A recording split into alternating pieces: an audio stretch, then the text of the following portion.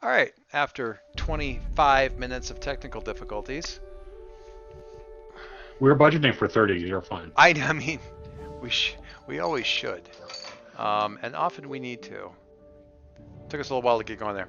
We are going to start playing Fellowship today. Are Hooray! we? We Are we are. really? Wait. Oh, we decide on that? Oh, man. Oh. Yeah. All your character generation for what is apparently you being a OP member of a mouse card campaign, Dave, will all be all for naught. Damn. I want to play a giant cat in a mouse card game. If we combine Mouse Guard and Blades in the Dark, would it be Crumb and Villainy? Oh. Hang on. Really? I get enough of that at home. I expect more of you, Bill. I don't know why. I mean, you have like historical evidence that you should not. Ever hopeful? Yikes. Crumb and villainy. I like that. It's nice to have hope. I mean, To have dreams. it'd be Better than nice. despair. I wish I had hope. Ah, hope's nice. Yeah, can't have that. Neener, neener. I can't make mouse puns. I'm sorry. I thought that one would squeak by, but it didn't. Oh. Oh. Oh. Thereby hangs a tail. Rats. Who said rats? Also me. Oh, God. All right. These are pretty cheesy puns. Get it out of your It's a system. trap. Not even playing mouse guard, and we can't get. We're not even playing mouse guard. Why? Why? Well, Dave's planning on playing the cat. We're going to continue to have mouse puns. Fellowship. Fellowship. We're gonna do that. I promise. Forward to it. Woohoo! There's a lot of stuff. I'm probably gonna bounce around a little bit here because there's some stuff that I want to make sure that I talk about because although this is a Powered by the Apocalypse game, it's definitely got some of its own stuff going on. Or as Bill likes to, or has already commented, God damn, there's a lot of moves. Yes. But it isn't just the moves, although there are certainly a lot of moves. There's also this, and there's actually there's a podcast I listened to that did an episode on player agendas and principles. That's what I'm thinking of. And I would direct you to pages 13 and 14 and 15 of the book. In most cases, the players don't have such things. They might have agendas, but they generally do not have principles that the GM does. Fellowship is different. I think there's a couple of reasons for it, but the reason it's particularly important in the Fellowship game is because everybody in the game is really kind of a mini GM, at least. There is a lot of coal that you're expected to haul in this game as a player that definitely falls into what would traditionally be a GM's role. Even in another Powered by the Apocalypse game, where something as straight-laced somewhat as, say, Dungeon World or something like that, there's some player creation that's happening. This thing demands it. As someone said, it's as close as to a GM-less game as you can get without playing a GM-less game. So yeah, addressing the characters, not the players, kind of a GM thing because you don't want to pull people out of it. Embracing the fantastic kind of helps us set the move, and we've talked a little bit about kind of what we're thinking about. We're going to talk more about it in a little bit. Remind us of your moves, and a lot of them are on your character sheet and nowhere else. So if you don't tell us that there's a move that people can use, we're never going to know.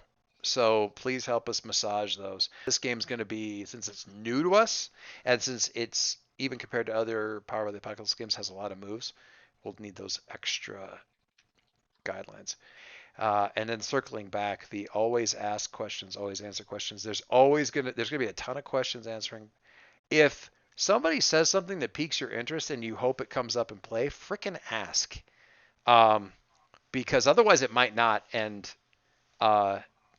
it's one of the things that I liked about when we played For the Queen is that anybody can go, hey, tell me more about that thing that you just randomly knocked off there. Is there blah, blah, blah? And whether it's a leading question or anything like that, the always answer questions, I'm just going to add a caveat, and we're good about this. I just don't want you to feel like you're breaking the rules, but we want to get the questions answered, but if you're stuck, especially if you're starting to get mentally run flat by having to be on and be creative and bring stuff every whatever, Mondays are hard.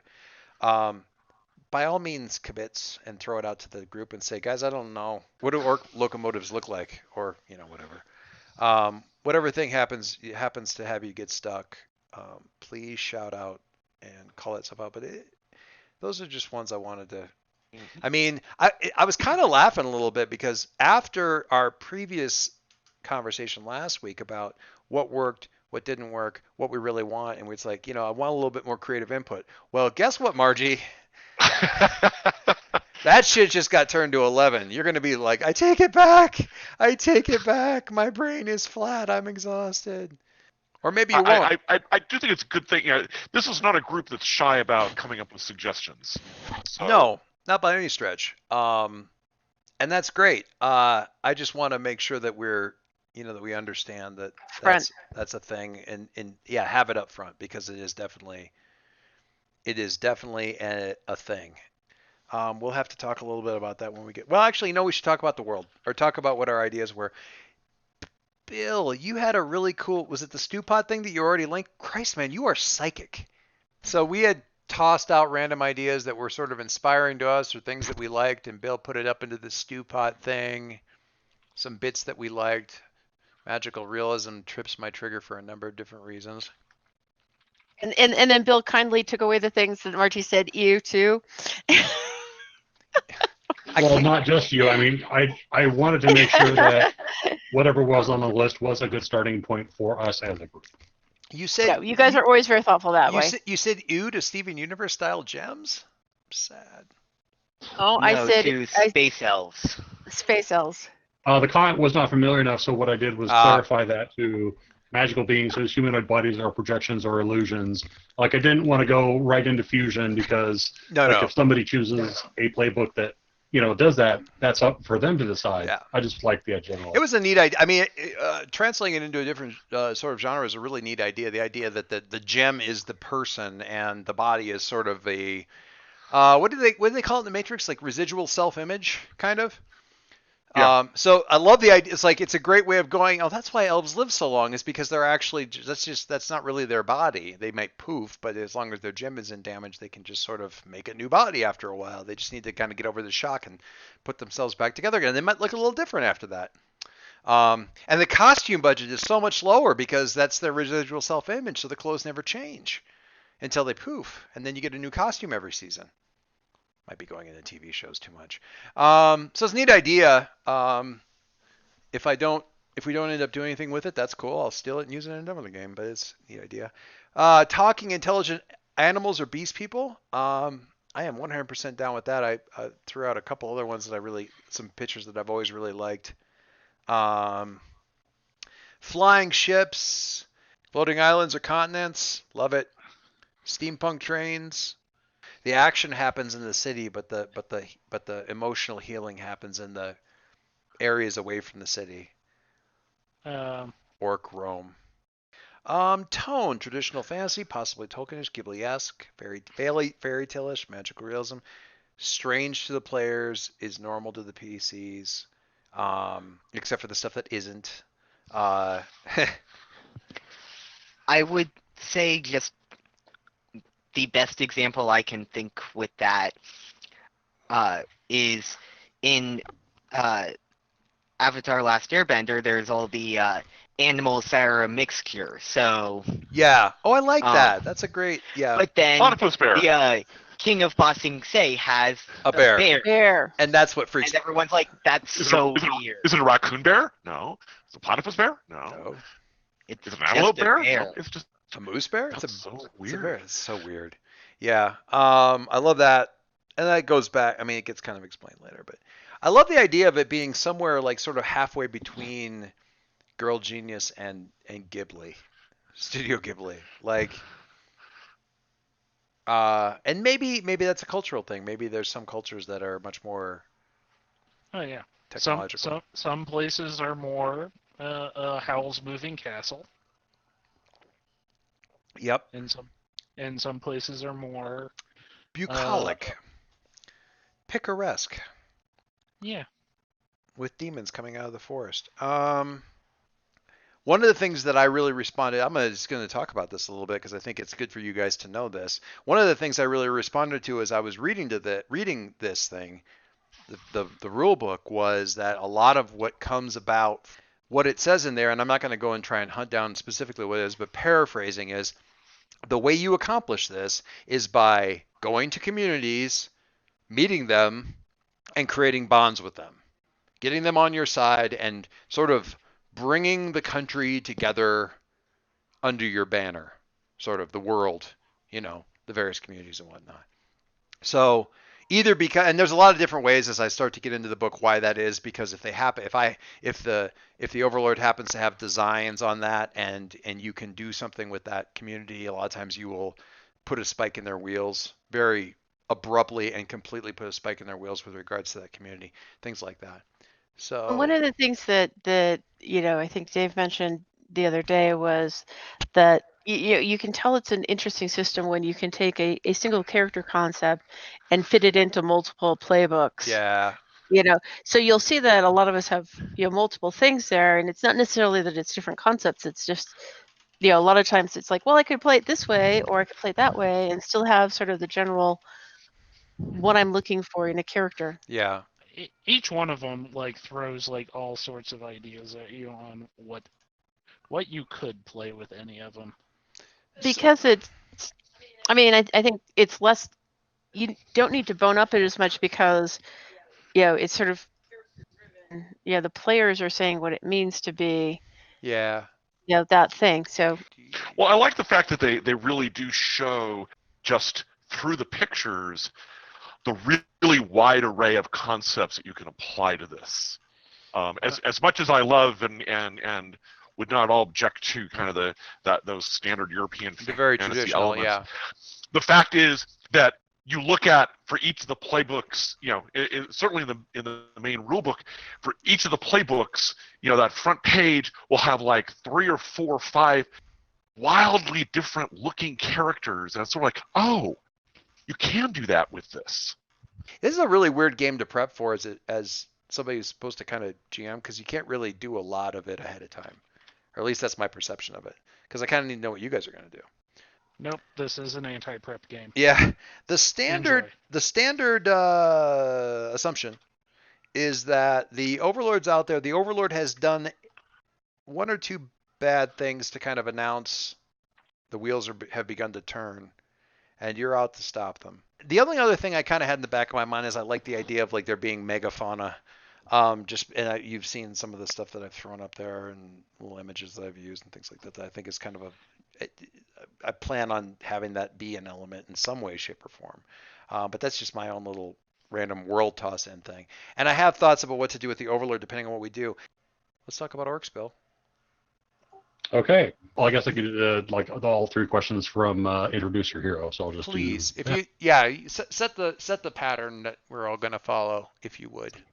Okay. So there's 3 questions, which is who's your hero, why are you your people's champion, and then tell us 3 facts about your people. And what's your name? So Virens. This is Virens, Virens. Oh, I like that picture.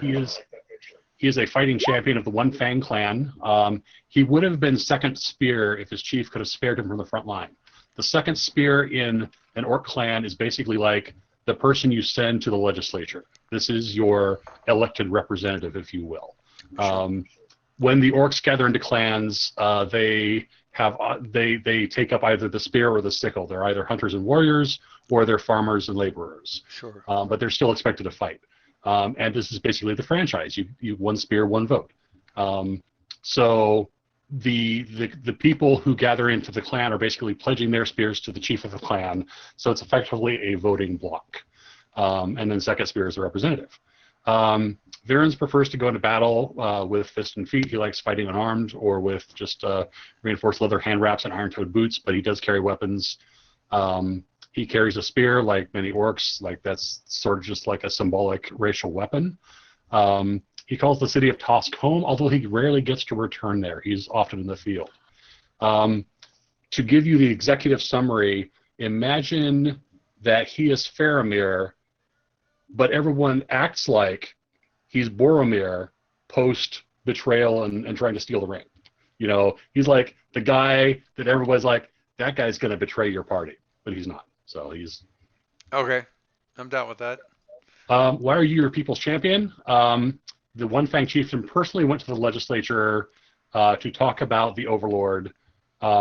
He basically volunteered Varens to go take care of this, because everybody else kind of was like, yeah, we think this is a consideration, but we have our lands and our holdings and our people. Like, we have this obligation. We have to protect these people that we have conquered, that we're taking tithe from. That's the deal.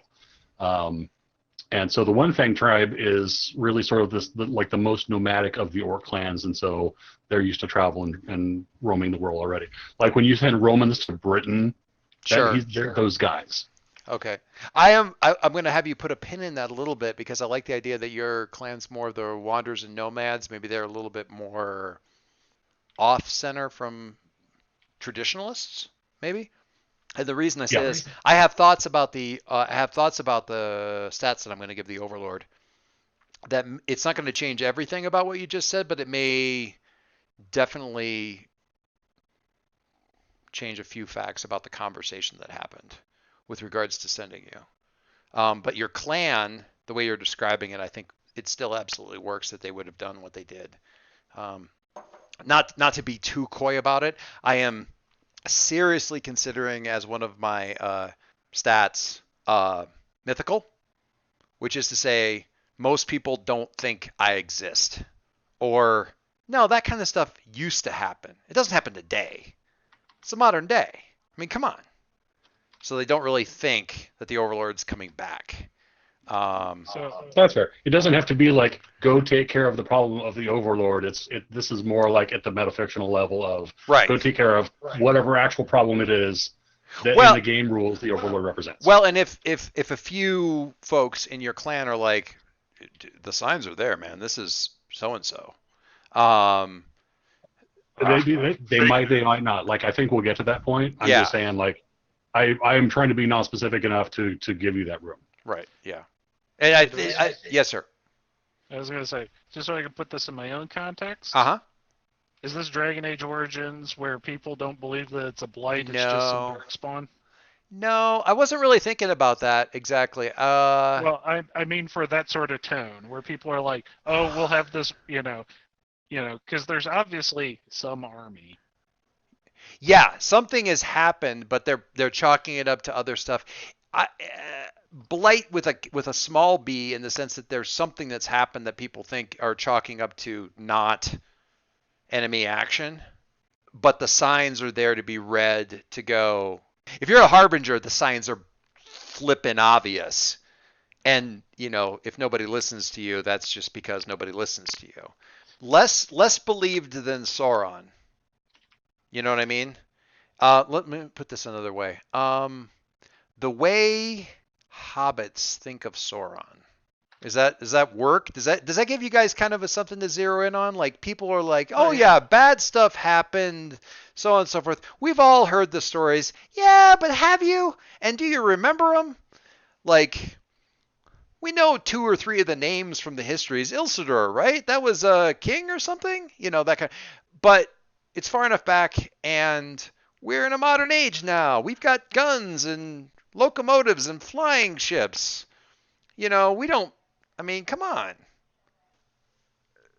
So yeah, that's, I just have this, I don't know, that particular, when I was reading through the stuff on the Overlord, that particular quality struck me as being like very, very interesting to do as an initial hurdle to get past. Is like, no, people, seriously, this is a thing.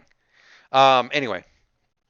And I think it, like you say, Bill, I think it sockets in really well to some of the stuff. There's very minor tweaks, but there's unrest in the provinces. There shouldn't be. Go find out why. And you guys are, kind of out away from the city anyway. It isn't like you have to convince the Senate, and you wouldn't be able to necessarily, but you don't need to, so it's fine. So anyway. All right. Tell us 3 facts about your people. So the orcs are powerful, warlike, freedom-loving conquerors, but their empire treats its subjects well. They keep their customs and ways, trading protection for tithe. If people want to vote, they must take up the spear or sickle, just like any orc. So I kind of closely followed like the Roman model of occupation there, Sure. where you can just kind of be you can do your own thing. Just you need to cut Rome a check when when things come in. The second thing is orcs don't resolve things by conflict. They use conflict to clear the field of obstacles to progressing towards resolution. Victory in battle is not honorable by itself. That's not the point. Victory at whatever situation the battle was meant to deal with is what matters. So it's like if we're here to take over governance of this region and you meet us on the field of battle and we win, I mean, great. That wasn't the point. You should have just surrendered peacefully. But hey, since you wanted to be uppity, like we'll knock you down, and now you know what's up. The orcs don't like making threats. They'll just get it done. It's like if someone steps up, orcs will punch them in the face. Fist fights in the legislature are frequent. This is something that a lot of people are confused about and think, oh, those barbaric orcs. And that's the third thing, which is that orcs are disliked and distrusted by most other races due to their battle-ready nature. And many people don't understand the function of violence in orc society. They're seen as like these thugs and just these, bloodthirsty savages. They're really not. They just have a very nuanced version of what violence means, and most people are just like, no, we're not for that. I'm going to ask questions because I want to make sure that I understand this well enough to represent it. Fist fights in the legislature, I am on board. It says, it clears the field of obstacles to progress. So 2 senators have a fist fight in the legislature. Yeah. Fist fight's over. One guy wins, one guy doesn't. What has that done for the discourse? Did you see They Live, the movie with Roddy Piper about the aliens? Ages ago, I would have to rewatch it. Remind me. Okay, so in that fight, Roddy Piper's character wants this other guy to put on these special glasses that, when worn, will show the alien menace. This other guy does not want to put on the glasses. These 2 guys get in a fight, which lasts for like 6 minutes of screen time. I vaguely remember this. Yeah, this is a long fight. At the end of it, the guy's like, okay, give me the glasses. Orcish Roddy Piper will not fight to beat the other guy up. Orcish Roddy Piper will fight to get resistance out of the way, like to just get it out of your system. He's like, okay, and now that you're exhausted, are you going to put on the glasses? And the guy's like, yeah, I guess I really have no reason not to put on the glasses, other than I was just being stubborn before. So whoever wins the fight almost doesn't matter. It's more to get aggression and hostility and frustration out of your system so that you can make the decisions that you have to make. So in this, clearing the field is what they say. What I would say is clearing the air, almost. It's like get all the testosterone out of the way so we can talk like civilized people. Let's beat the shit out of each other so we can talk like civilized people. Yeah. All right. What's the next thing? What is the next thing? Those were the 3 things. Those were the 3 things. Those are the 3 things. And that's next character. Next character. Dave is eager to go. He has a picture, so I'm going to go with him next, and then we'll keep going.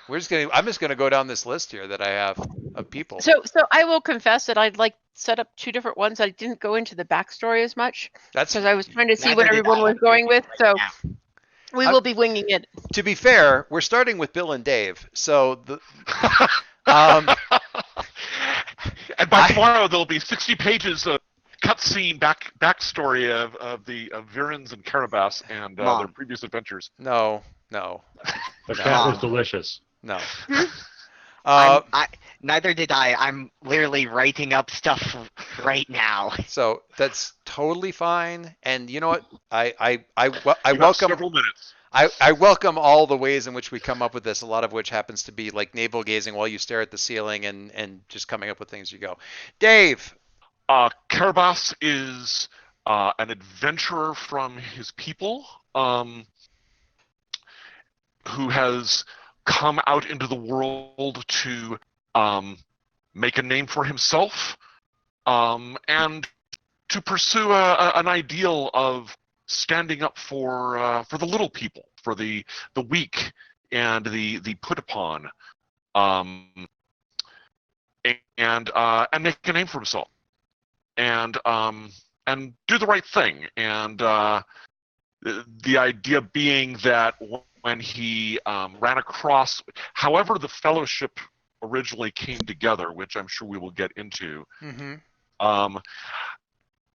whatever great criteria were used to determine who would become a member of this fellowship or how that would work, he basically kind of caught wind of it, walked up, told a magnificent lie about who he was and why he was there, and sort of talked his way into it. Love it. Love it. So you're your people's champion because you basically convinced them that I'm my people's champion only in the minds of the people that I've talked to, saying that I'm my people's champion. And most of you have never, most of them have never heard of you. As far as they're concerned, the people from back in the Shire, where I come from, which is the biggest conglomeration of the halflings, catlings, they were just kind of glad to see me go, because I was a disruptive influence. I was always talking about like going into the outside world and doing things and stirring up trouble which might interfere with their napping or smoking pipeweed or hunting or things like that. So they were just as glad to see me out of the picture. I'm a champion because I convinced people that I was a champion for my people. Love it. And we don't have to call them halflings. They're certainly not necessary. We can just say... Well, the bigs call them halflings. We call ourselves catlings. So... Yeah, do we need to have the bigs call them halflings? That's fine. Whatever. I'm asking the question because and also, so I want to kind of push out just a little bit from that. We have humanoid cats.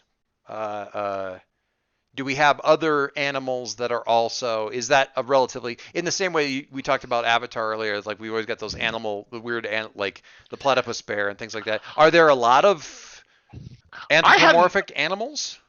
I hadn't really thought that there were, but I mean, I guess it's kind of funny that catlings kind of resemble 4-foot tall cats, but I mean by the same token, humans resemble 6-foot tall monkeys. Or it's all relative. Orcs resemble. They're very tiny. They're very tiny giants. So I mean, I don't imagine that. I was not envisioning a world full of anthropomorphic animals. Okay. But I mean, after all, aren't we all anthropomorphic animals? Okay. Tell us more about the people. Three facts about the people. 1, they are insular and quite smugly satisfied as to their superiority in being insular. They have their own little place. It's out of the way. People don't bother them. People who we do get people who visit, merchants coming to buy pipeweed, wonderful minty pipeweed. But they come to us, and they don't stick around for long. People stare at them. So Thus rises the phrase, as useless as a staring contest with a catlin. Exactly. As predictable. They're very smugly satisfied about their insularity.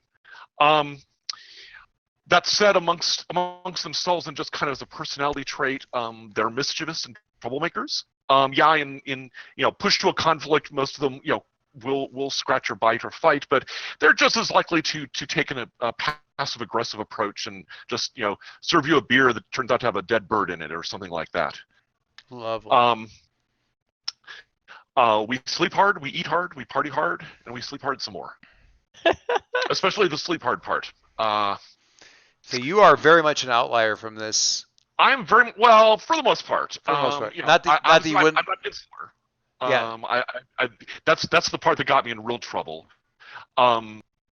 He will fight. He's got the tools to fight. He's capable of doing that, but he's just as likely to be the person sneaking around behind, picking people's pockets, breaking into places, causing problems and hilarity that aren't noticed until the guy finally goes for his dagger and realizes it's not in its sheath anymore. Nice. And there's Karabas, balancing it on his forepaw. Nice. Yes, Basically, anything run with any idea that you have about what a cat civilization would be like. That happens to live in the Shire. I don't think that you want me to do that, but I will certainly take anybody else's input. Catnip is their pipeweed. Yeah, I'm down with that. Catnip. I picked up on that. And fermented milk is the alternative drug of choice. I mean, I have to call that lum, but anyway. Mike, you were about to say something too. Oh no, Dave, I just appreciate. I was listening to somebody telling the Puss in Boots story last night, so I appreciate your use of the name Karabas. Oh yes. Well, that comes from my great granduncle, who was the last one who did crazy stuff like me, and he brought it back as a human name. So Karabas took that name himself because he figured that way he'd kind of pass more freely within human society. His real name's Rory, but only his family call him that, and his family and the people who don't like him. No, I actually what I found really as I was kind of diving into this is how similar cats and the run-of-the-mill, the cat society I had in mind and the run-of-the-mill hobbits are in terms of, they're just there. They're not worried about what's going on outside their borders. They're very happy. We don't like strangers coming in. We don't like causing those problems, but we like to party. We like to mind our business, and it all works out nicely. There's just more, maybe a little more hunting. James, are you ready to order? Sure. Tell us about your hero. My hero is the remnant Sefritar Arstenin, or Win, as is more pronounceable in your tongue. Okay. I'm gonna pull up the remnant thing here so I can actually get caught. You said this was in. This is in book three. Book three. Toward second from the end. Win was part of was a sworn protector of their city of Nelres, the capital of their empire. And when the Overlord rose to power, they basically didn't heed the warnings, and the whole city and empire and everyone within fell and were killed. However, thanks to the protectors had sworn an oath to their gods, and this had mixed with the power of the Overlord, causing them to remain on the earth. Very cool. Very cool. I like it. And so I'm kind of jumping to that, but you are your people's champion sort of by virtue of. Over the centuries, the other protectors left to see, if there were other survivors or kind of what the world had become, or for some, they were forsaking their ancient task, and bad things happened. So I became my people's champion because I was the only one who had remained in Nelres. Oh, okay. So you're the last one. There could be others floating around, but they may not remember who they were, maybe? They're less remnants than just angry spirits who don't remember why they're angry? Yeah. Can you do me a favor and put the name of your character in the character sheet, name field, so I can? I will, and I'll also copy in the answers to the questions that I create. That's all good. I don't need it in the bio and info thing. The character sheet. It's all good. I just want to be able to see it because I'm bad at. You rattled off the name and it was very good, and I don't remember. I'm No, I purposely rattled it off quickly to be obnoxious. I'm gonna murderize it. Yeah. I like so. Okay, so tell me 3 things about the people, and if you don't have your 3 things yet, Oh, no, that is a name. That there is a name. Holy free holies. Is it Welsh? Centuries have passed. It's something. It is, Orin. Come on. I know it's been centuries since we, since we, walked the earth, but... That is a heck of a name. I like it. Wind, though. You're just as big of a myth as the Overlord. Oh, I love that idea. I wonder if there isn't some way that your society was, before its fall, tied to, like, one of the sort of magical megafauna. I'm just throwing that out there as a thing. See if that interests you. If it doesn't, I might end up letting that go, but I have this thought in the back of my head. Anyway. So, 3 things. Yes, 3 things about your people. Oh, I see. Look at 3 things. Yeah. Ooh, a picture. There. A picture. So... Oh, whoops. Originally, the Ohyr were kind of jerks. Back when they were around, like I said, they didn't heed the warnings and kind of felt that they were above the all the mess happening. Like, oh, sure, maybe there's this dude there's this I don't know, overlord that's going around conquering places, but they'll never conquer our they'll never cause problems for us. Yeah. In other words, history is repeating itself. And they're because they're dicks. When they fell, everyone was like, "Yeah, it was terrible. Oh no, we must do something." They're very content with with how things were going for them at the moment, as they currently are, as the remnants of the Ohyr. The only ones remaining are the original protectors because of their oaths to the gods. Right. So when one of them forsakes their oath, there is nothing to prevent them from falling into the darkness and becoming falling to the Overlord. That is a wonderful birthday present you've given me. So can I make a suggestion or offer a question about this? Yes. The first fact was content with the current way of things and uncaring the outside world. Can I suggest or ask maybe that the city of Nelrist was protected by something that made people overlook it or forget it, and the secret of that magic is what the Overlord wanted, and that's why they're mythical? Oh, I love that. Yeah, I like the idea. Not sure how well it works since I had said empire, but it doesn't have to necessarily be empire.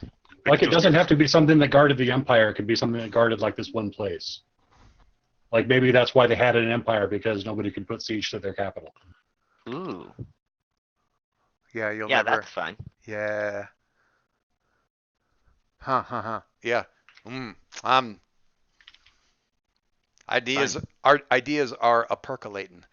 Okay. So yeah, the remnants, the fallen thing, and what's the last thing? Yeah, so the those of us that remain, our bodies are kind of changed, being more kind of like dust held together by the magic of the gods and the darkness of the Overlord. So, would they be? I mean, I think the answers may be obvious, but I'm going to ask the question just in case, because I'm getting a certain vibe here. I want to involve.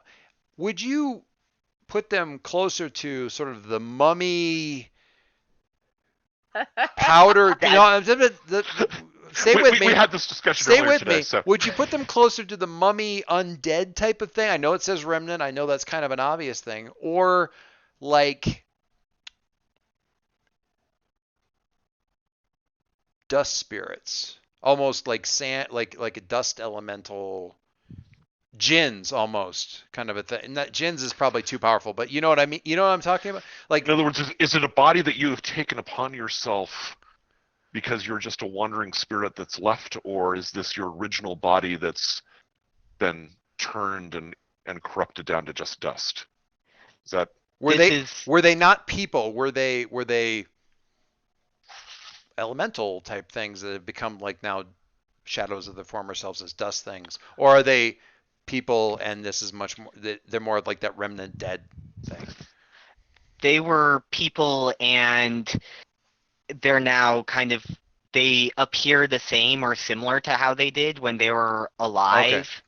but it's more, they're just dust that has remained in this shape due to, residual the image. conscious, Yeah. residual image. There you go. Okay. I love And I love that picture, by the way. That's a great Also, picture. Very possibly good. just thought of this as the centuries go on, and especially for those that leave Nelrez, they start to lose that image of themselves. So parts shift and change, and they become more formless. Right. Or shaped by the fears of those that they encounter. More Yeah, monstrous, that kind of thing too. Yeah, Influence. they lose that sense of self. I love it. Well, as time goes on, don't we all? Love that. Good stuff. Okay. Margie or Mike? What say you? Margie's next on the thing, but I will take any if Margie is still thinking. Margie or Mike. I heard Margie, Mike. Margie, and I'm like, I hear her miking up. Margie, Margie or Mike? Not. Okay. So I didn't have these in a specific order for the character I was looking at. Sure. It could go either way. I think, given the mixture of the group, that the Squire probably works better than the Elf. Mike's looking at the Harbinger. It's a lovely contrast, I think. The Squire have no people. Yeah, you don't. I mean, you can still have a people as such, but you don't. Your people haven't necessarily chosen you, so you're sort of like, and so yeah, this one's a little. You're right. The Squire doesn't have a people as such. You kind of just, because you're not picked as a champion. You're the Squire. So that's your so just tell us about your concept then, I guess. And we'll flip back down to, like, because you probably do come from a society, and I'd like to hear about that society even if you haven't been picked by them as the champion. Does that make sense? So at least let's talk to me about the character concept. First off, I'm not a Squire. Okay. I'm a Wrangler. I wrangle horses. I wrangle people. Ah. I am not a Squire. I ain't your Squire. So I'm Wrangler Anne. I'm mature. I'm worn, leathery skin. You cannot tell if I'm 25 or 75. Lovely. I've been in the sun my whole life. I just look like I look, and I'll probably look that way for the next 50 years. Cantankerous. I'm the one in the party that is going to tell you you're being an idiot. Love it. And it's actually one of the powers of the Squire. Okay. Basically, I can actually just say, look, this is stupid. And so if I offer advice to another player and they ignore it, I am filled with hope during any attempt that Right, I saw that. The whole, like, I cannot wait to save you so I can tell you that I told you so. Ha ha. That's fantastic. So that's actually, a prime part of this. And definitely he's better with the horses than he is with like the humanoids, to be honest. Sure. Yep. So We all. can you, since we've got this horse. By the way, I'm not impressed by you alls. So we've got this horse person. It feels like a very down to earth kind of person, a very kind of frontiersy type of feel. Do you have some thoughts about that society or what that would look like? Like what you came from, or where you're from originally, or that society? You don't have to answer that because the squire doesn't usually have to answer that kind of stuff generally. Are you one of the countries that the orcs have brought into their empire? So you're technically what's the name of the empire? Is it just the empire? Is it the Tosk Empire, or is that the name of the? I'm going to flip back to Bill here for a second to kind of. It's like the Toscan Empire, yeah. Toscan Empire. I mean, are you nominally part of the is your country nominally part of the Toscan Empire? You're just one of those. I'm going to push it back at you. I am from the town that we are embarking from. Okay. Come with the horses. A town with the horses. In other words, like wherever we're starting off, I'm the one who brings the horses to the party, and I'm not going to let you go off and do you know what adventurers do to horses? They are so careless, and I'm not going to let my horses be treated like that. So, we will probably we will probably start a little bit like I'm not going to have you guys all meet in an inn because that's not really. We're already together, but the fact that you were there when things got started out and came along for basically because these idiots need to be taken care of,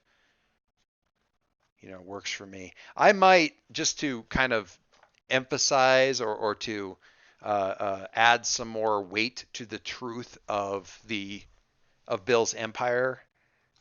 Have us nominally be part of that empire because or be in. To be in that empire when we start out. Does that make sense? But I don't think what you said and what I said are different really when it comes right down to it. I would suggest at least be on the frontiers of it so that it's not like sure Brent Orcish territory a bunch.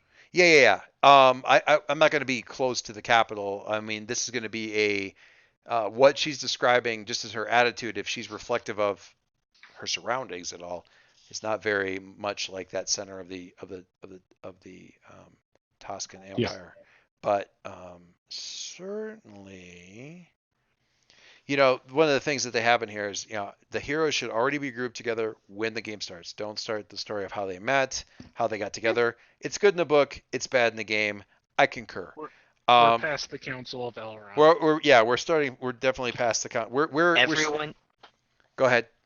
Everyone has already given their exposition and background, and Elrond has talked himself to death. We've gotten the whole history of Middle Earth. Yeah, we've not only joined, we're like marching in slow motion over. Yeah. The lingering shot on each going. Yeah, Eregion. Yeah, we're marching single file over the hills and ruins of Eregion, and we'll flash back to meeting, I'm sure, at various parts. And finally, speaking of our Harbinger. Yes. So my hero is Rowan Greenhanded, and Lovely. He comes from a council of wizards.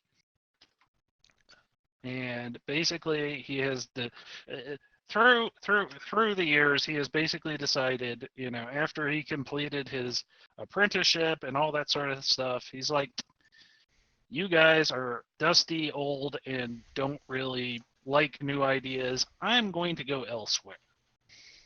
So he's the doctor. Kinda. I'll buy that. And basically, he has decided that for at least, probably the last decade, that he was just like, you know what, you people drive me crazy. Those animals, I'll stay with them.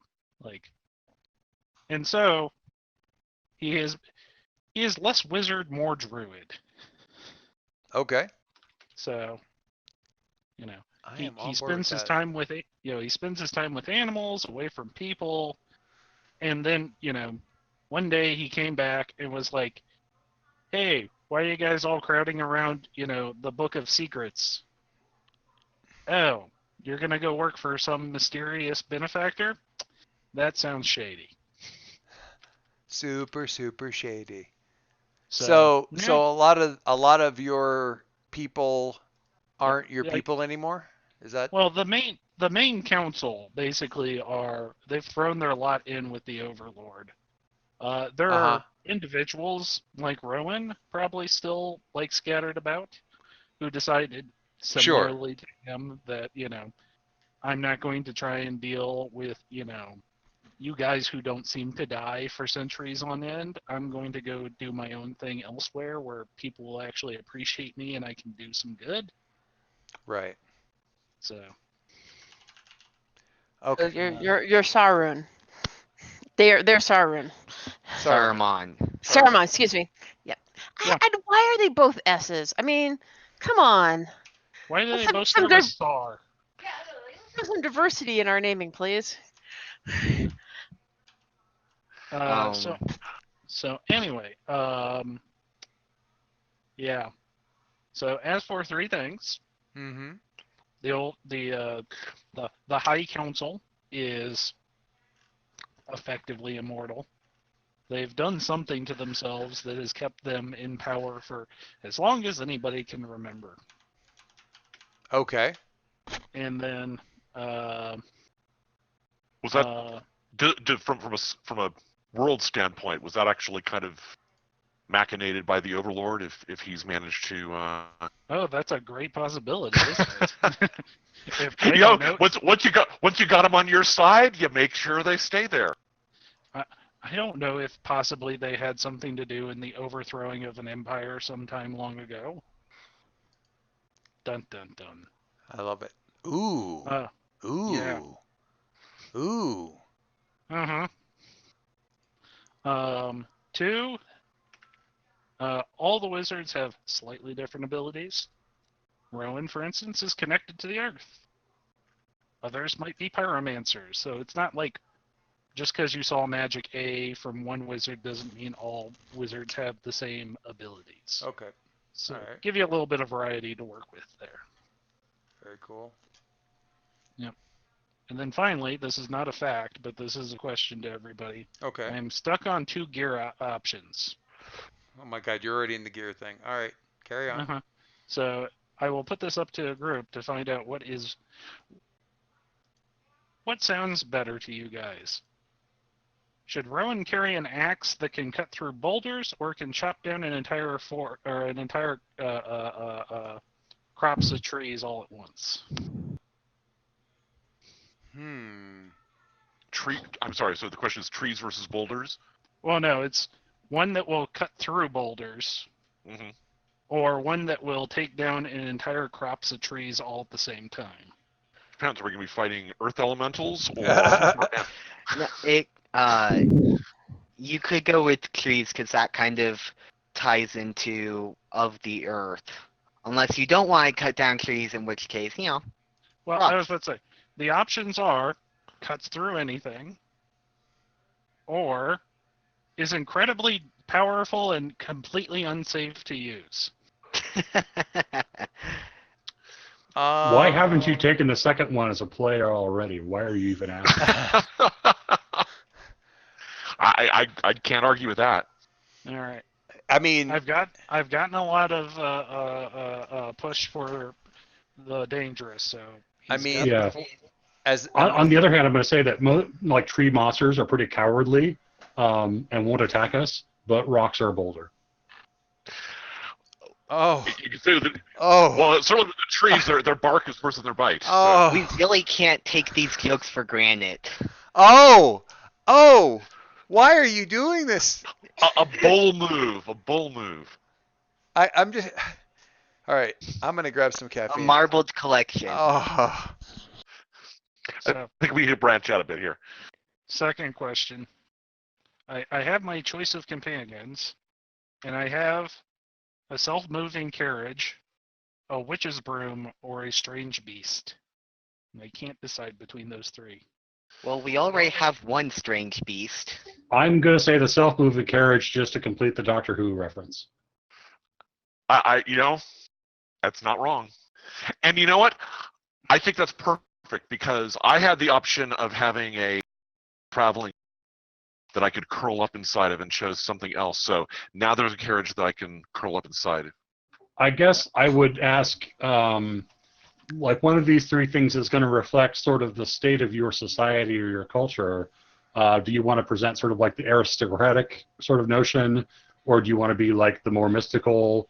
Like I think whatever you choose here is going to be like a reflection of that culture and just how they relate to the law. I mean, something that cuts through something like it.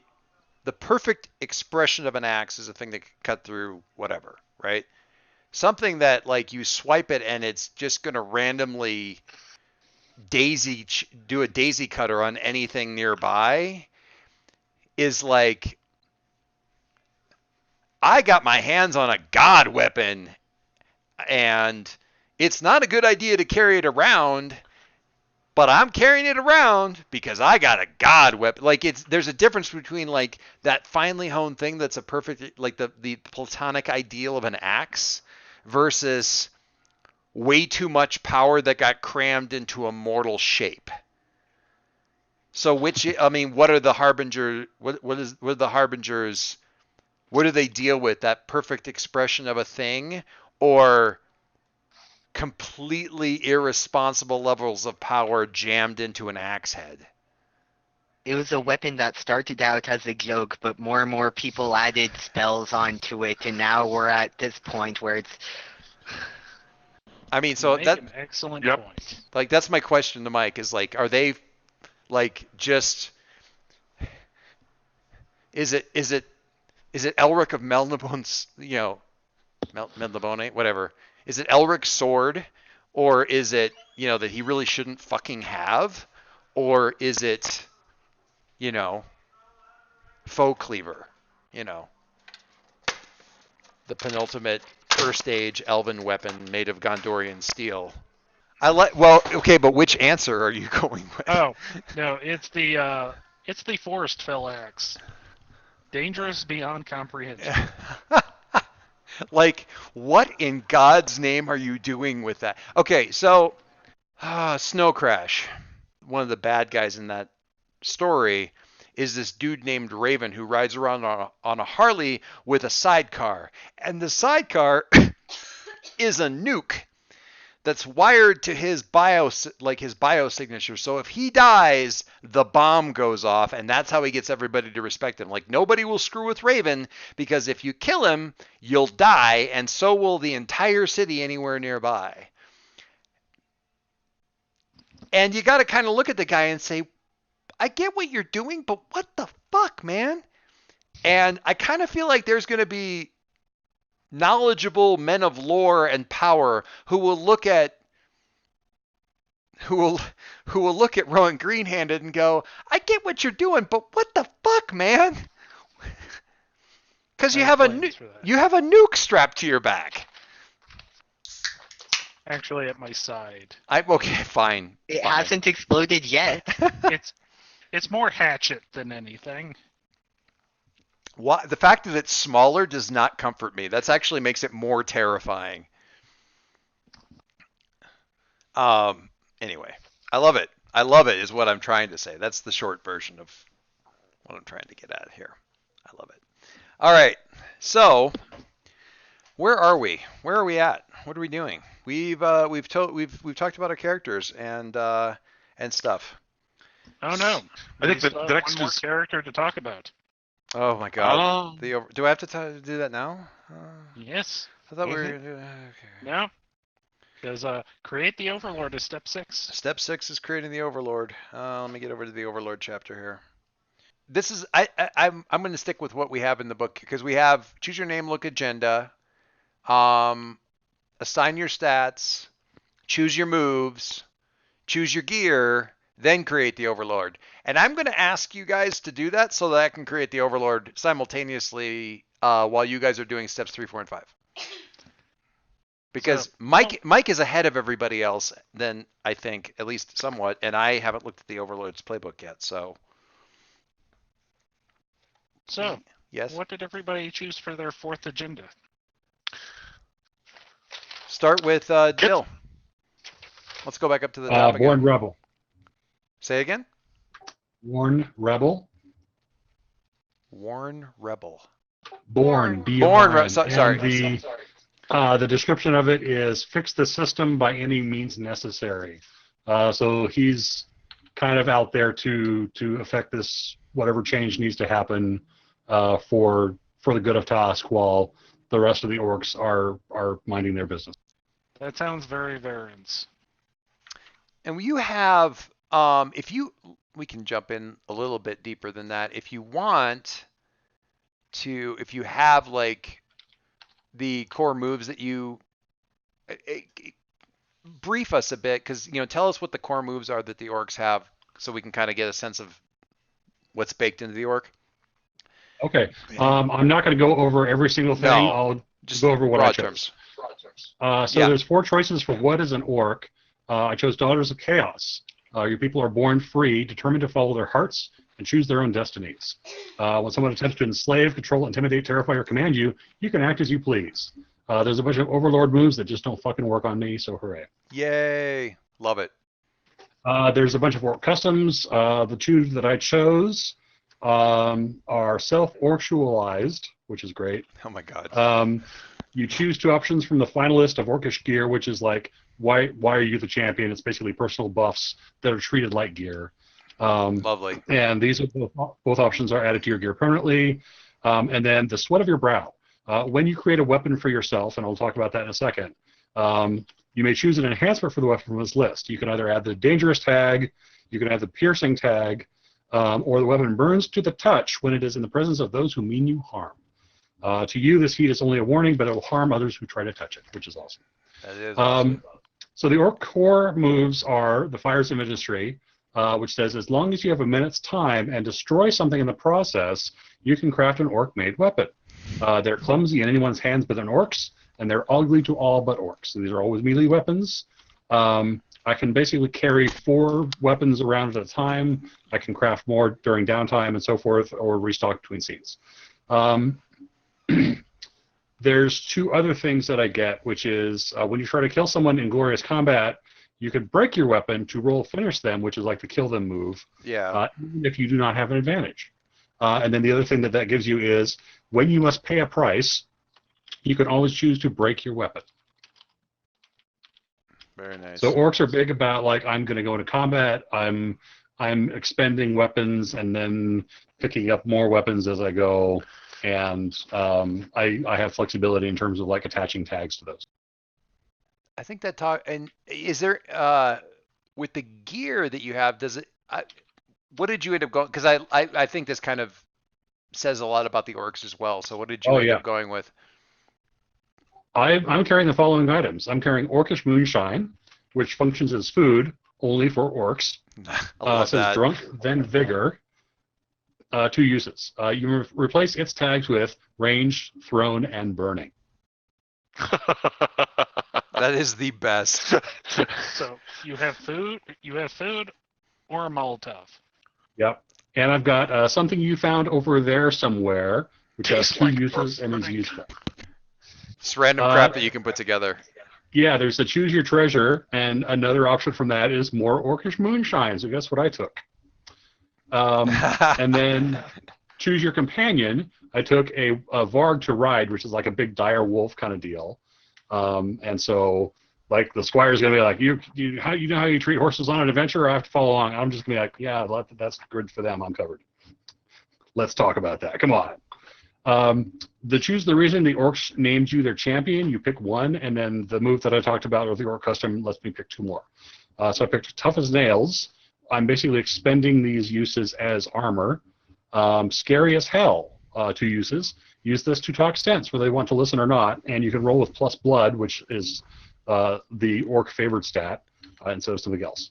And then Cunning as Can Be, which is 2 uses. Use this to look closely without rolling, asking 1 question from the list. Dave, speak to me.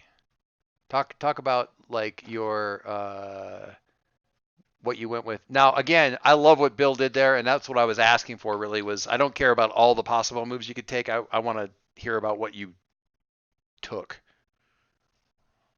because that says stuff about your species, your people. Okay. If you were talking to me, I missed kind of the first. I missed the confirmation that you were asking me. Tell us about your stuff. Okay, got it. The moves you picked, things like that. My fourth agenda is get some recognition. Shake things up when people ignore or underestimate you. What is a halfling? My people are mischievous tricksters. So we love surprises, tricksters, pranks. So when I sting like a bee, which we'll get to in a moment, I can choose 2 options instead of 1. Nice. The halfling core powers moves are the little folk, which is a courage roll. So if I do something clever or sneaky while no one's looking, I roll courage, and depending on the roll, no one will notice it right away. If it isn't quite as good, everyone will know I did it as soon as they notice what I did. The other halfling core move is sting like a bee. So if I keep them busy by getting in close and get a 7+, I get to choose 1 or 2 because I took the mischievous tricksters. It lets me get them to chase me around and then until we both leave the scene. It lets me steal something small from them and they don't notice until they need it, or I taunt them with it. It lets me get them talking so I can ask a question from the Speak Softly list. Or it lets me think fast and ask a question from the Look Closely list. Halfling custom moves I took were Talk Nonsense, which is a courage move. So when I talk sense by telling grandiose lies with a straight face, I roll with plus courage. Lovely. That's how I got in the fellowship. And when I talk sense and get a 10+, I can also sting like a bee. Oh, I like that. It's fun. And then the other custom move I took was the Courage of Halflings. I am never in despair when rolling courage, even when it's damaged. That one can't be shared. As far as the gear went, I ended up taking burglar gear, useful 2 uses, because it looks like that's part of the role that would make sense for me. For my companion, not to further take away from Margie's job, but I had chosen a riding dog, a big brindled mastiff named Hambone, that comes along with a riding spear. For a luxury I couldn't let go, I brought some halfling pipe leaf, which is 2 uses, and it has the attributes slow and drunk. By the way, when I share pipe leaf with another, I can speak softly with them as if I rolled a 7 and 9. It's especially popular among wizards. And what fell into my pocket on my way out the door? An address book filled with family friends, 1 use. So I can use this item to find a friend in any town I go to, and I have a bond with them. The one companion I end up with is the riding dog, which has the attributes loyal friend and good nose. Win. Talk to us. So,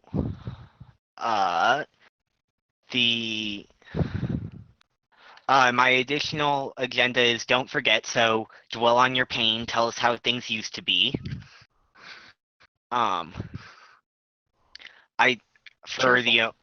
Yeah. Back in my day, The chains I forged in. Instead of what is your race, I have what is your curse. Mine is the Curse of Dust, which is essentially pain does nothing to you, and my natural armor comes with 2 uses instead of 1, and I can use 1 armor to prevent harm to someone else. And when I feed on pain, one of my core moves, I can recover a use from my armor instead of healing. My core moves are Unending Despair. Essentially, you can never have hope and you can never have despair, because emotions and pain do not really stick to the undead. Feed on Pain, which is when you cause harm to another, you heal damage. Since you cannot eat. The remnants can't eat, food does nothing for us. So. And that harm can be physical emotional or physical. It all sustains me. Lovely. Lost Ones. So essentially, I can command lore on my curse, the nature of undeath, the plight of my people, and the ruins they scattered throughout the world. So then when we arrive somewhere that I've been before, I can tell us all what it used to be like. And then Inner Darkness, remnants, can't die, they can't be taken out. So when all of their stats are damaged, I lose all my other agendas and gain the agenda Darkness Reigns, where, which is, your curse consumes you, act with vengeance, and lash out in despair. And okay. While Darkness reigns within you, you are easily controlled and cannot disobey an order given by threat to the world, and the Overlord can make you an offer you can't refuse. For my custom moves, I took Boogeyman, so when your enemies are out of the light, I can keep them busy, no matter how many there are, and if it's a single enemy, I can maim or kill them. And then Unnatural Tenacity, Pain means nothing, so basically I can roll my damage stats, or if I roll a damage stat, I can take a damage and essentially act as though I'm rolling with hope. Oh, cool. For gear, I took an Ancient Weapon, poorly maintained, but it will last a little longer. And I have 2 armor given naturally. And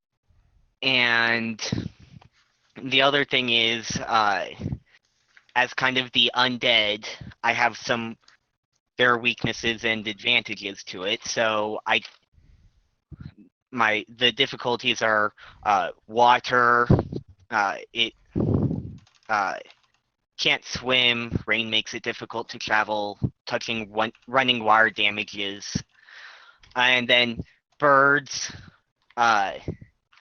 touching this damages and can't overcome attacks made using this thing, since, birds keep on thinking I'm seed, they keep on coming at me, it's really annoying. So things made from Seagull, birds. stop it now. So things made from birds. What about arrows? That They have fletching. definitely could. Yeah, I was. Feathers can. The rest of it can't. So when the feathers hit him, or hit her, I wouldn't want a feather going through me at the speed that an arrow hits people. Yeah. But The question is, can a wand with the Phoenix Feather Core harm me? Probably yes. But could a weapon named after a bird, like Eagle's Beak, cause harm? Interesting. I think we'll find out. I think we will. And then advantages being open ground, I can travel really fast. And weaponry, mundane weapons and arrows cause no harm, but they can slow me down. But if they're made of supernatural materials, they work normally. Wait, are you saying none of us need a horse? I think the paladin, or not the paladin, the squire is the only one who needs a horse. We have pack animals. We'll have to work on that. Well, here's the thing. If that's the case, I'll go with my alternate character and. Well, here's the thing. At least my understanding, y'all are going to have companions. I mean, I feel like that's somewhere in the gear and stuff like that. My companions are all undead. That's fair. We'll figure it out. Well, but that's a good point. I mean, we were thinking about our characters, and yeah, companions seem to gather about the fellowships and various sorts, and presumably they'll have horses that need wrangling. Yes. We shall figure all that. And honestly, of course, what we really need the wrangler for is to wrangle us, not the horses. And keeping in mind that the squire builds bonds with everything, including, I think there's no reason you can't have bonds with other people's stuff. So, like. Oh yeah.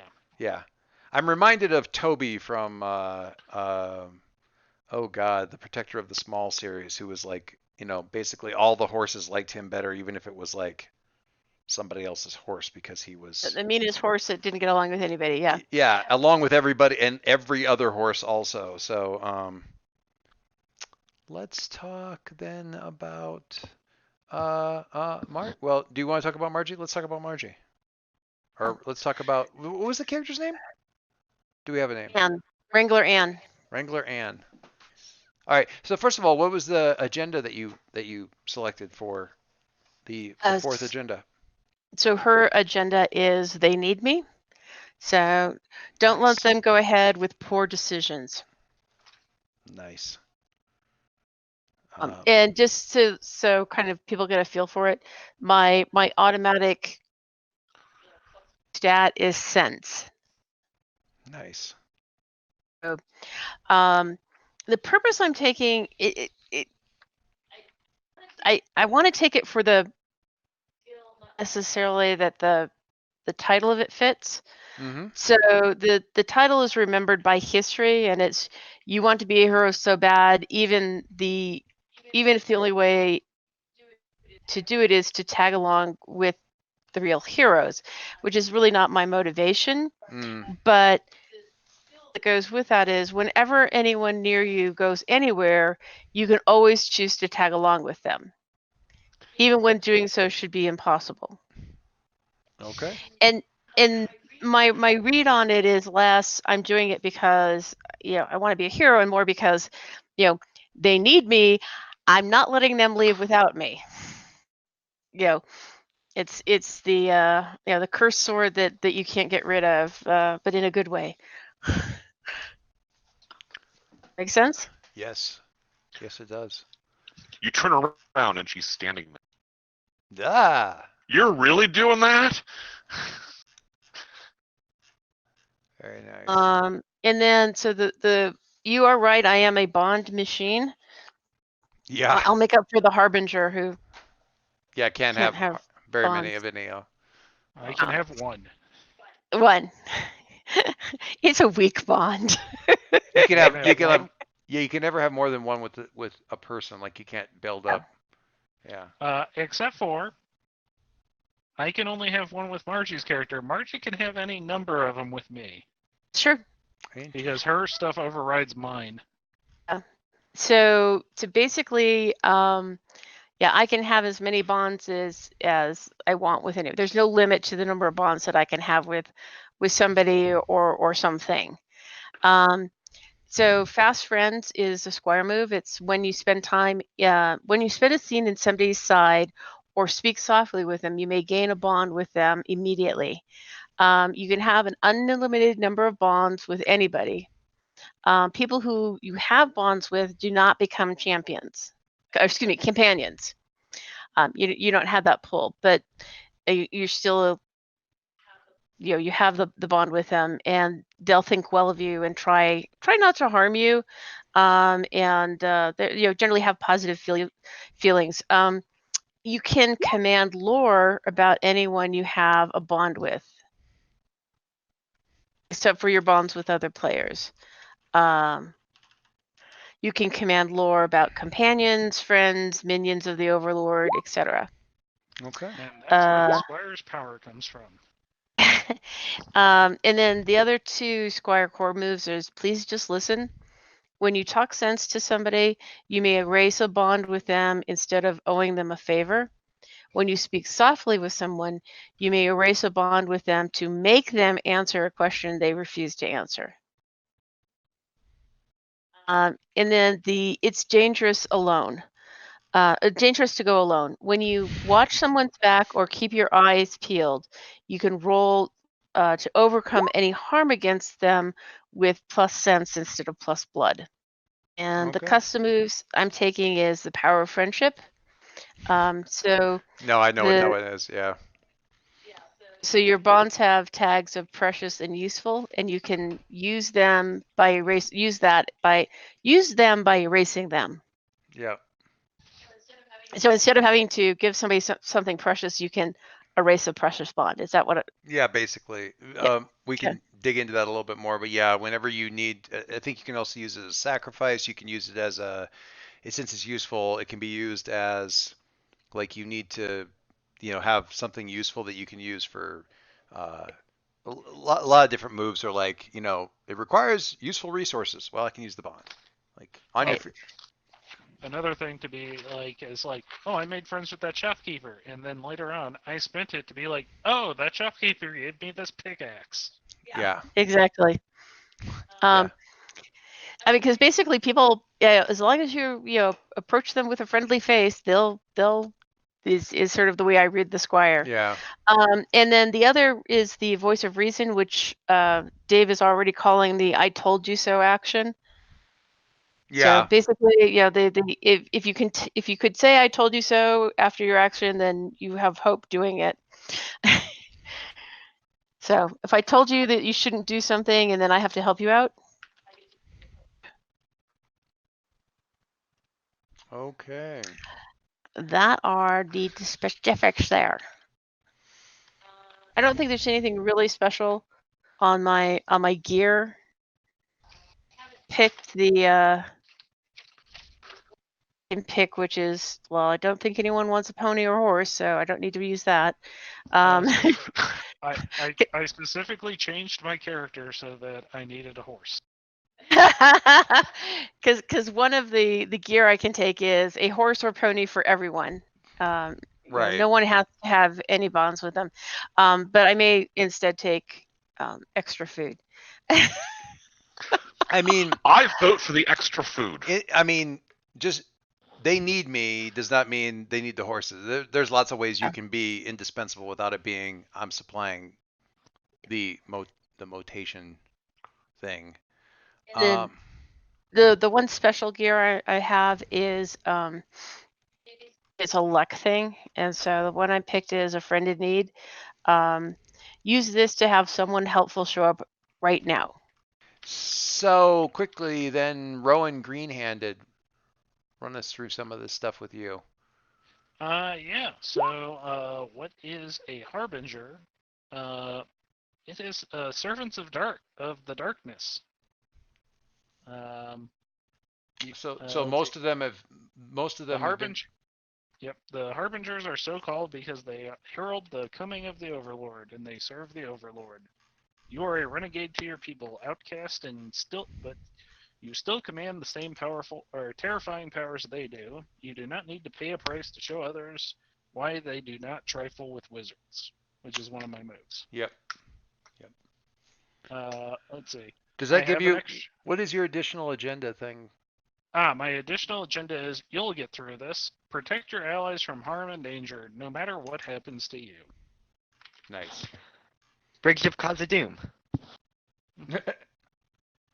I have an extra stat called Doom. It's +2. It's what I it's what I start with at +2. If I finish somebody by relying on fate or luck, I roll Doom. On a 10+, their fate is sealed. The Overlord player decides what happens to them. Interesting. Okay. Your doom makes it hard for others to relate to you. You can never have more than one bond with someone, and others cannot have more than one bond with you. So there you go. I'm limited too. Well, yours says that you can have any number of bonds with anybody. And yours supersedes that, I think. No. It depends on which supersedes which. Well, that's something you can decide, Joyce, later on. Mm-hmm. Yep. One of my other core moves is do not trifle with wizards. I can conjure powerful spells, where I can take up to 3 points of damage. I then become exhausted and roll with despair for the rest of the scene. But I inflict as much damage as I took to somebody else.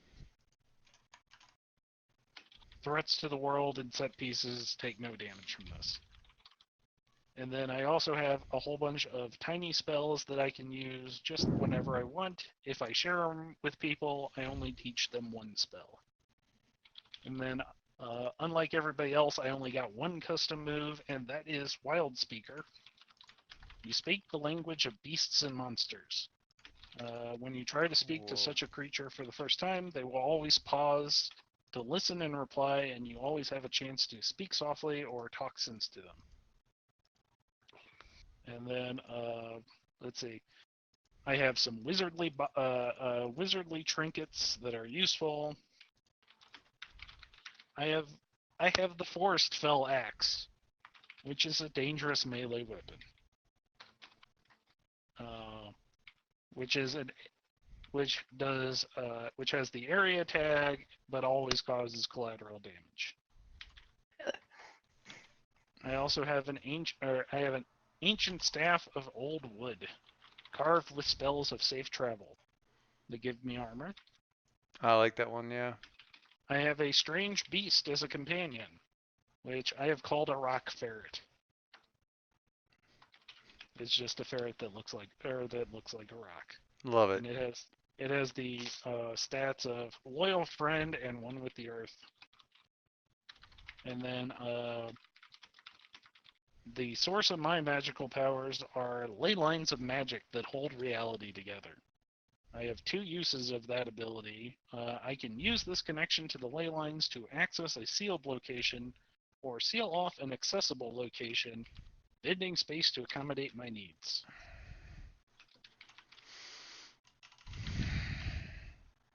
Okay. I gotta process all this when it's later, but for now. Well, you have the character sheets to read over. I have the character sheets to read over repeatedly. And recordings. Okay. Is it now my turn? Yes. All right.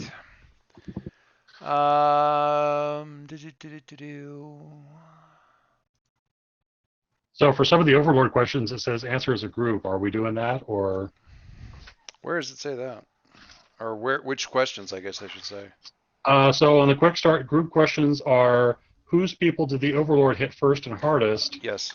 Whose people has the Overlord mostly ignored, and what impossible things has the Overlord done? I think we do that right after I tell you about the Overlord. Sounds good. I think that's the next thing. All right, so I am doing Ursula Tenebrios, the Great Corruptor, who now has a character sheet sort of up here. If you guys, I think you can see it. Should be able to. Can't see the character sheet. Can see that it exists. Well, you can't see the character sheet. You can see the picture and that sort of thing. Yeah. Just the stuff. Bio info. Yep. Otherworldly eyes, expensive clothes, impossibly pretty, commanding aura. Agendas are create opportunities to do good, play to find out what happens, and place wonderful things in jeopardy. I'm not sure. Oh, stats. I'm still working on the second one. The first one is charming, which is... charming. No one but the Fellowship believes you are evil. No, that's mythical. Oh, no, but the Fellowship believes you are evil, right? It feels a little bit... yeah. Mythical. No one but the Fellowship believes you are real or still alive. And that might be redundant to mythical. I might switch that around. I'm not sure. And I'm still working on the third one. So as soon as I know, because you guys have to know what my stats are so you can start devising brave plans to destroy them. I just need to figure out what they're going to be. I was thinking, well, I'm not going to say what I'm thinking about. There'll be more discussion about that. I might do something like Blight Touch or something like that. I'm not, since she is the Great Corruptor. And I need to figure out what that means, whether it is literal or figurative. What else do you need to know about the Overlord before we proceed to the next question? Let's see. I'm not sure there is. What was your third agenda? Place wonderful things in jeopardy, which is to say she desires ultimate power. Oh, okay. It's not a territory grab. It's about sucking the juice out of wonderful places and things and so forth, and bringing it unto oneself. I could have told you that. Go ahead. What's your army? I think it is the organization, which is I have an elite group whose membership mirrors that of the Fellowship, but corrupted or twisted, which is to say, basically, I get an evil super team. The organization does not form a proper army, and your forces are basically a large group of mini-bosses. They will compete with the Fellowship in a rivalry fashion, racing them to sources of power and trying to undermine the Fellowship's plans. I'm aiming at that because, although I love the Scourge with my whole heart, she's a subtler enemy, and if there were Titans walking around, I feel as though people would be a lot more likely to believe she was around and back. Ditto the Horde. The Scourge could be I'm still not entirely throwing the Scourge out, but I believe I'm going to go with the organization because that can just be a group of somewhat... You can pick the organization now, and then when you level up, you can pick the Warmonger and pick the Scourge. Yeah, add that into the thing. So she is the Great Corruptor, and the Scourge, me and my armies spread corruption and blight, and those tainted by it join you in your cause, and that maybe that might be a thing later. That might be a thing. That might be a thing later as she powers up. Is there anything else that you need to know before we jump into the other stuff? You have your 3 stats. I have my 3 stats, which I apologize, I am still working on. I'm not. That's fine. Yeah. You will know as soon as I know. I think you have like 2 sources of power to start off with. Which I don't think I have to tell you what they are. I can have up to 3. I can have 0 to 3. Oh, is it 0 to 3? 0 to 3, and then I have to have 2 like current plans, which we also don't necessarily get into. And you have a weakness. A single material, item, charm, ritual, or spell that you are vulnerable to. I want to say it's some kind of. I want to say it's some kind of a blessing or something. I need to think about that because the players get to know what it is. The characters don't necessarily know what it is, and I want it to be something relatively common and innocuous. I just don't. I gotta. It's the the mummy's afraid of cats kind of thing. You know what I mean? I need to nail down what that is. I'm not 100% sure yet. I need to do some thinking. I wasn't 100% sure about what to do with this person until about half an hour ago. So, and we know that at some level I brought about the downfall of the haughty species that or people that Wynn is from. We know also that I've corrupted the Harbingers, which is awesome. Tell us about your hero. Tell us why you're blah, blah, blah, blah. Whose people did the Overlord hit first and hardest? I feel as though it's a bit of a toss-up because timeline-wise, was it the Harbingers or was it? I feel well, how far back? How far back was the stuff with Wynn and the Harbinger, or how far back was the stuff with Wynn? Because my sense was that was a long time ago. That was a long time ago. That was like the last time that Ursula was around, and then she did that, and then she had to regain her strength, so was defeated, or retreated through to Barad-dûr or whatever. Right. This might be telegraphing things a bit, but I'll send a DM to Doyce for a suggestion on that, and he can figure out if he likes that or not. Okay. All right. I'm watching. I mean, I do like the idea that I mean, she is one of the stat I absolutely know I'm going to stick with for right now is mythical. So having it go quite far back is good for me. And if the Harbingers were related to spiking her wheels when Wynn's, like not long after Wynn's people fell, that might be why I then set about bringing them down. So I feel like the order of events would probably be Wynn's and then the Harbingers out of revenge and also prep. But I'm waiting for Bill to send me a thing. Yeah, I wasn't sure with that, just given since obviously that would be the previous time that Ursula Yeah. rose to power, so would the group that he hit hardest first be this time or last time? Well, or and whoever Bill has an idea for. And taking on the taking out Wynn's people, we know that the intermixture of the oaths they swore to their gods and the Overlord's magic threw them for a loop. Maybe that had an impact on her as well. yeah. Which is why she then backed off. Although I like your idea with the Harbingers somehow being tied into that, which is why she then targeted them for corruption the second time around. Yeah.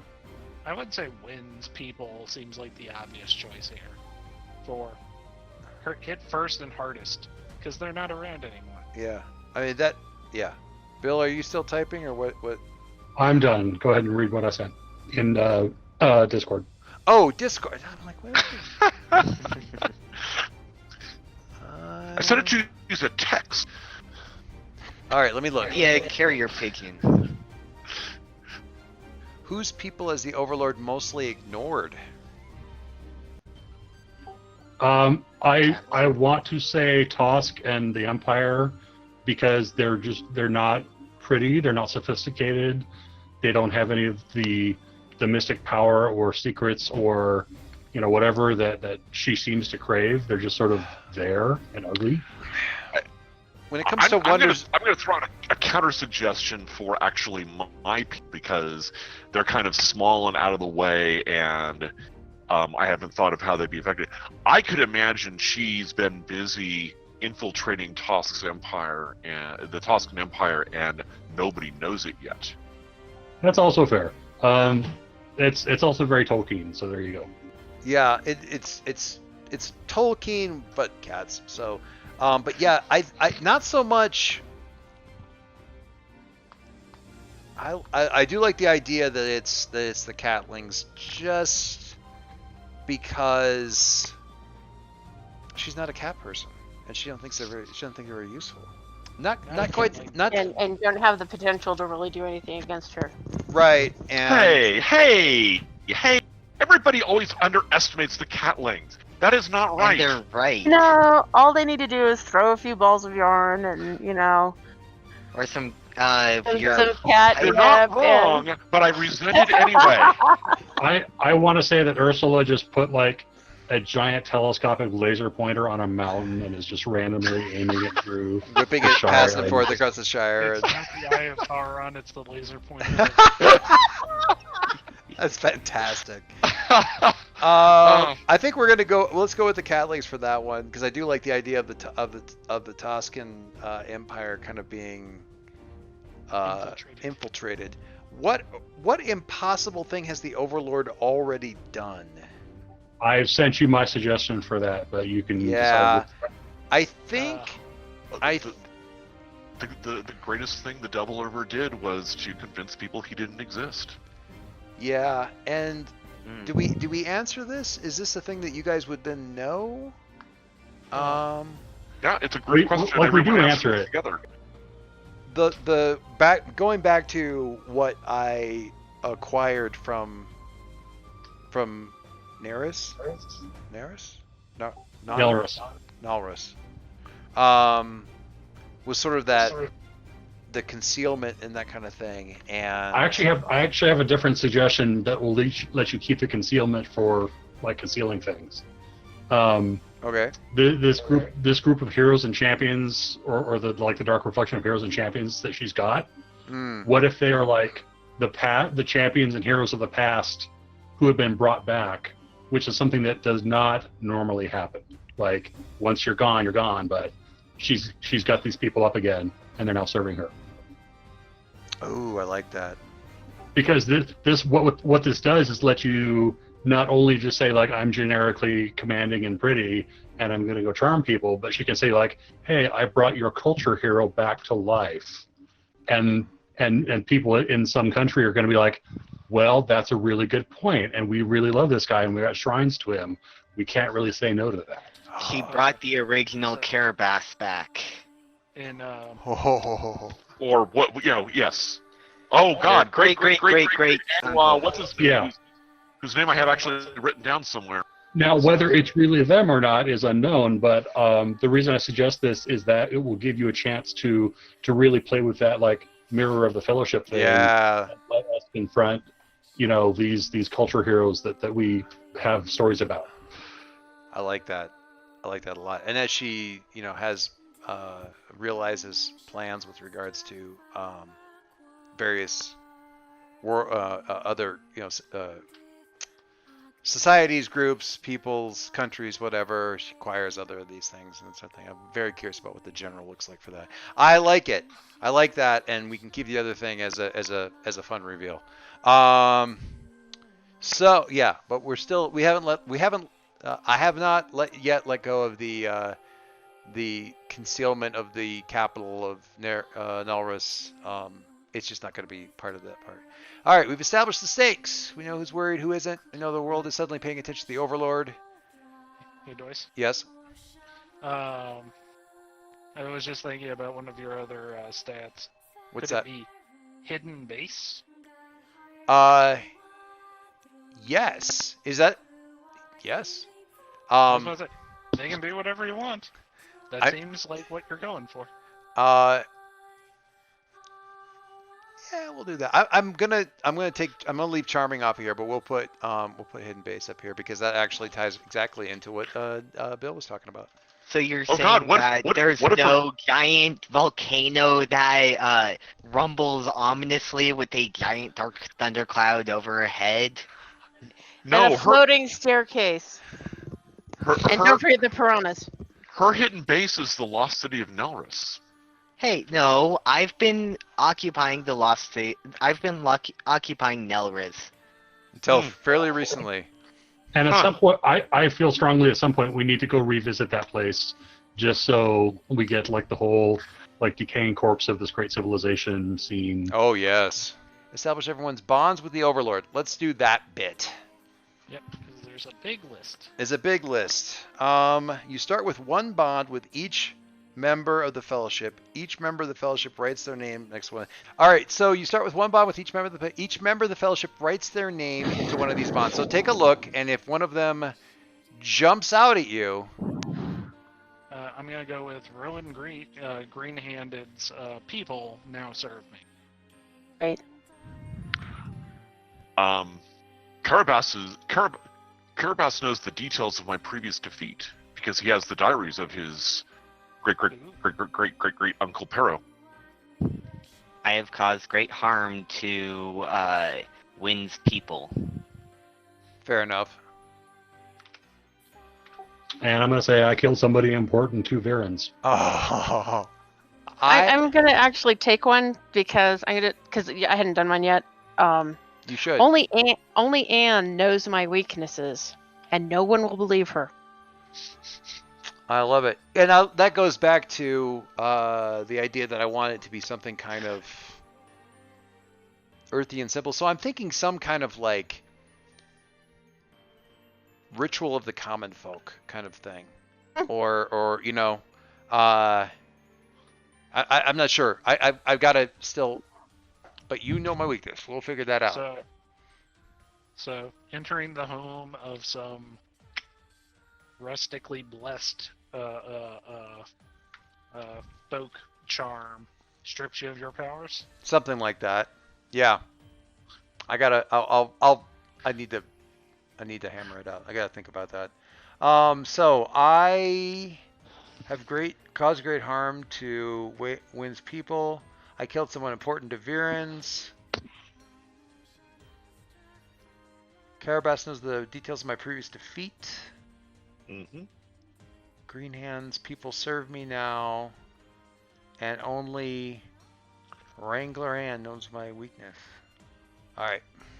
Actually, there's a specialty squire move or specialty squire gear that you can take of actually having the Overlord's weakness but not knowing it.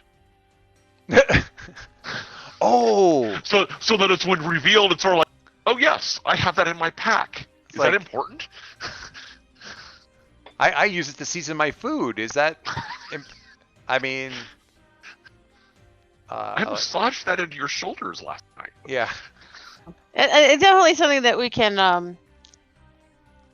have a lot of fun pick up with advancement if it sounds like a fun thing to do. Yeah, I love it. And again, it's the kind of thing where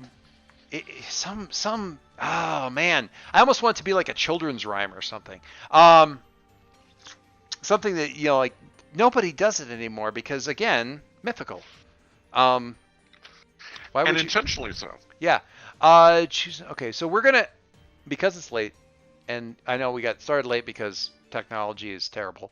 We have the bonds with the Overlord. Each player chooses one Overlord bond from the list and writes their name in blank. Once those bonds are complete, each player answers the next prompt individually. I want to pick up there because it's choose another player, tell us a rumor or superstition your people hold about their people. They cannot tell you whether or not it's true. Once everyone has a rumor or superstition established about their people, it's time to pick your player's bonds. Starting with one player, fill in as many bonds as your playbook tells you to in the blanks on your sheet's bonds section. And be sure to tell everyone what your bonds are.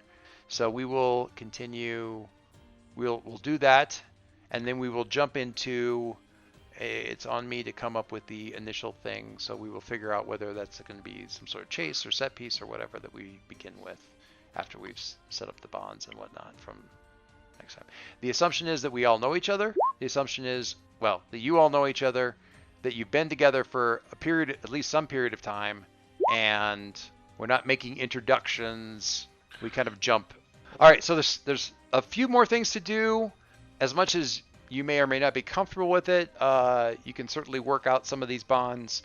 We're still going to go over them next session, but if you want to work them out on the forum, do. If you don't want to, because then don't, and we'll work that out next session too.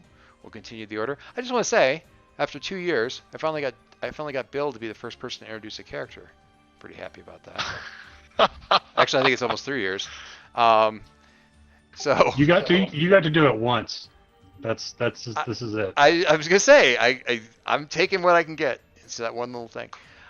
I think it need not be said that I am excited. This is great stuff. There's so much, but now I have stuff I can do.